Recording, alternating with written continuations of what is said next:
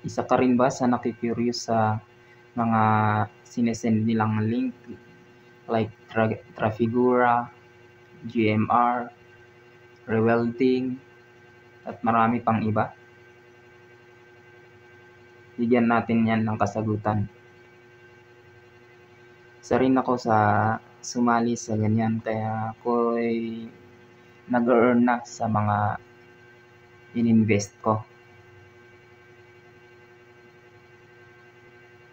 Pakita ko sa inyo, pag-usapan natin ang mga gagawin para kung totoo bang legit ang mga iyon. Ang una ay, yung una sa ating listahan ay itong Meta, yung CoinMe. Yung bali ganito yung itsura niya. I-login muna natin.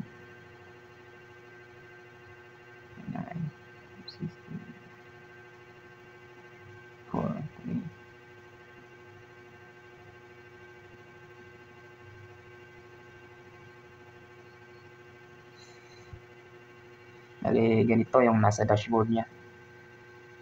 Kita ba? Ayan. Bali kakasasali ko lang dito at hindi pa ako nagpe-pay out. Inform ko na lang kayo, gawan natin ng ibang content pag naka-payout na ako.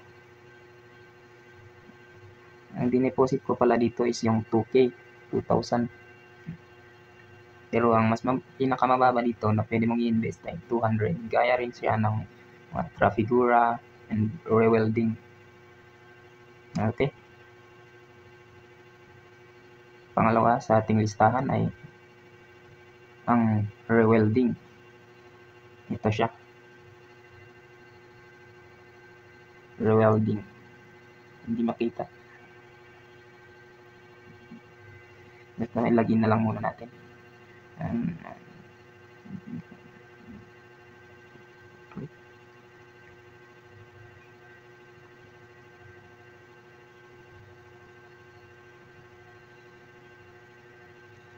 Ito siya sa dashboard niya. So, ang ininvest ko dito is 200. Sinubukan ko lang ito dati. Kaya 200 lang ang nating nilagay. At ang na-withdraw ko na rito is 162. As of now, 162. Kita ba? 162. Bukas, mababawi ko na yung 200 na puhunan ko, yung ininvest ko.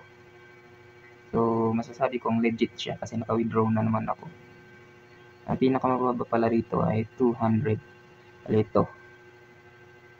200. Kita ba? Okay, next. Ito yung pinaka-legit sa aking pagkakalam ay ito ang pinaka-legit. Ito ang Trafigura. Bali ito siya. Trafigura. Login muna natin.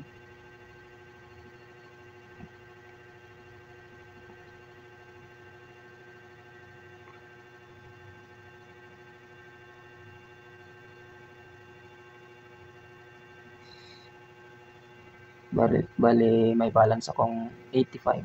Kita ba? 85. Ayan, 85. Bale, ang in-invest ko rito ay ito, yung 500. 500, ayun yung 500. Parang nakabaliktad lang kasi. Grabe, ang hirap mag-vlog. Wala tayong quality camera. Yung mga withdraws ko, ito. 3 beses na ako naka-withdraw. Una is 270, 230, 480. So, 3 beses na ako nag-withdraw dito. Bukas, mag-withdraw ulit ako. So, masasabi kong legit sa ngayon ang Trafigura. Tsaka na lang natin pag-usapan yung GMR sa susunod. Kasi, itong gamit kong pang video na cellphone, doon nakalagin yung GMR. So, try lang natin mag-review, mag-give ng feedback dito sa ating ginamit na mga earning site. Kaya, yun lang muna.